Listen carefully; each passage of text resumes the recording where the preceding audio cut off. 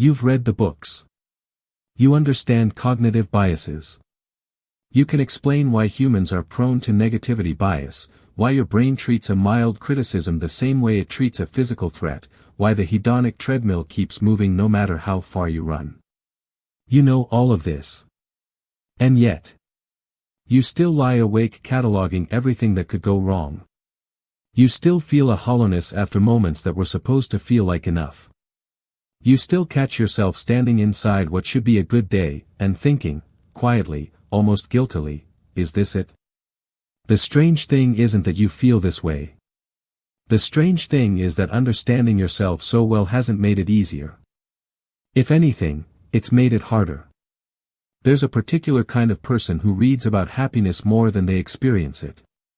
They can tell you about gratitude practices, about the neuroscience of flow states, about why social connection is the single most consistent predictor of well-being.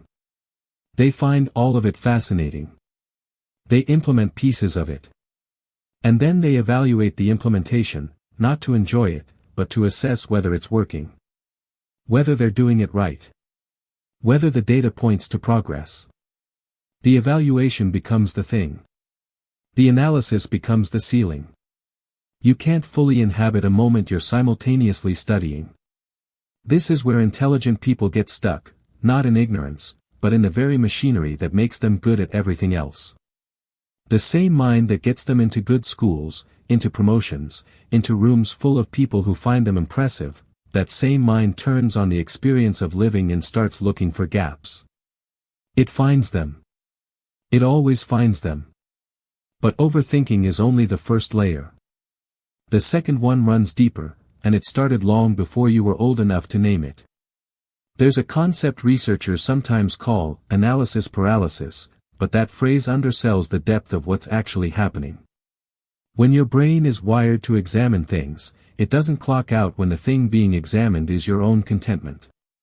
You feel happy, and some part of your mind immediately wants to know why. Is it real? Is it sustainable? What are the conditions that produced it, and what happens when those conditions change? You've essentially hired an auditor to live inside your joy. Psychologists have observed that people who score higher on measures of reflective thinking tend to also score higher on measures of rumination. These aren't different processes. They're the same process, curiosity turned inward, running on two different problems.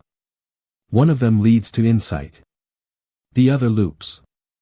In one study, people with higher analytical scores reported replaying negative events nearly twice as long after they'd resolved them, not because the problem remained, but because the mind had no off switch. The loop is exhausting. And the more you understand about the loop, the more you can observe yourself inside it, which creates a second loop around the first one. Your brain is doing what brains like yours have always done. It is looking for the problem. It is preparing for the problem. It is solving, in advance, for every possible version of the problem. The problem is that happiness doesn't work like a problem. And that auditor, the one living inside your joy, doesn't just cost you contentment. It costs you something older than that, something that predates every book you've ever read about yourself. Every strength, used past its edge, becomes a liability. And intelligence is no different. The ability to hold multiple perspectives at once, to see nuance, to resist simple narratives, to understand that most situations are more complicated than they appear, this is useful in almost every domain of human life. Except contentment. Contentment doesn't require nuance. It requires acceptance. And acceptance is not a cognitive exercise. It's a physical one. It happens somewhere below language, below analysis, in the part of your nervous system that has to actually believe you are safe before it will let you rest. Your mind can understand you are safe. Your body often doesn't get the memo. This gap, between what you know and what you feel, is wider in people whose relationship with the world has always been mediated through thought. When you grew up learning that thinking harder solved problems, the nervous system learns to stay ready. Staying ready is the opposite of resting. And resting is where happiness actually lives. There's something else, too. Intelligent people tend to notice more. This sounds like a gift, and in many contexts it is. But it also means you notice more of what's broken, more of what's unfair, more of the distance between what the world is and what it could be. You carry that weight with unusual clarity. Other people walk past the same landscape and see a pleasant afternoon. You see the afternoon and everything it's not yet accounting for. Which raises a question worth sitting with: where did that noticing come from? Because for most people who fit this pattern, it didn't start in adulthood. This didn't start in adulthood. For most people who fit this pattern, there was an early lesson, absorbed before anyone could have put language to it, that being smart was how you earned safety. That having the right answer was how you earned approval. That if you could just think your way to the correct outcome, people would stay, things would be okay, the ground wouldn't shift beneath you. Intelligence stopped being a trait. It became a strategy.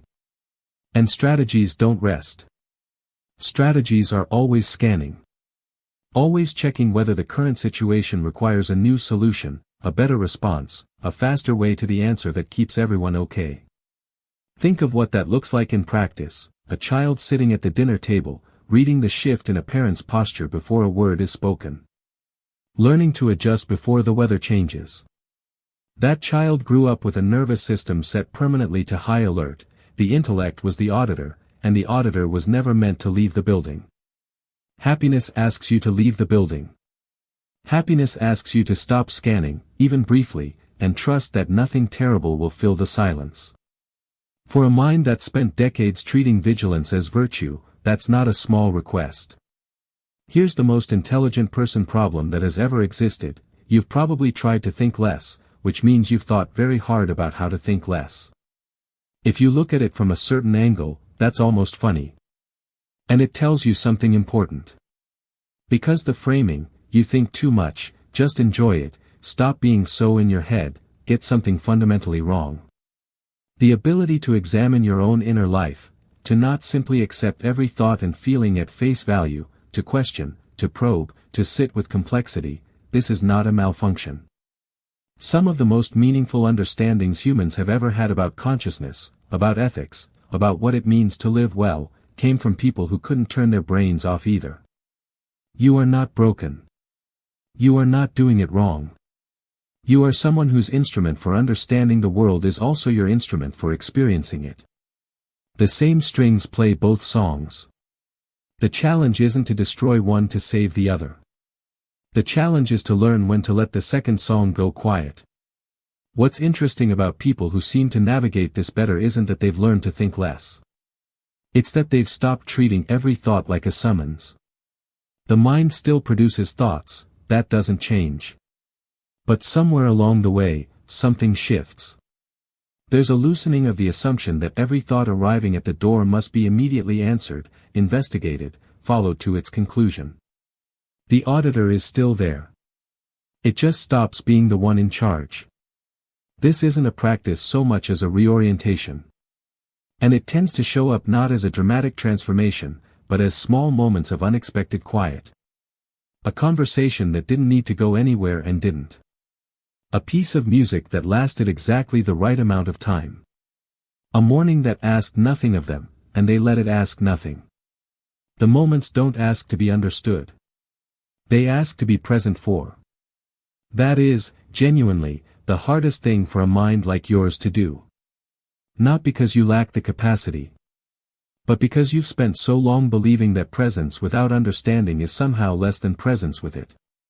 It isn't. It's just presence.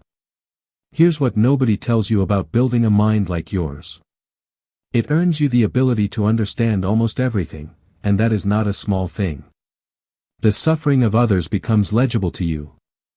The complexity of hard choices becomes navigable. The world becomes, in some ways, more alive because you can see so much of it.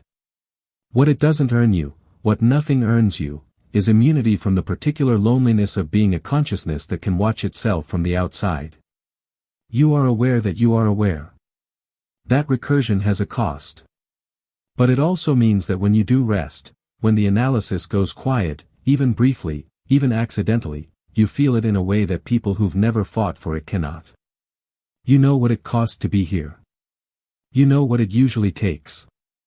The silence, when it comes, means something to you. And maybe that's the quiet irony underneath all of it.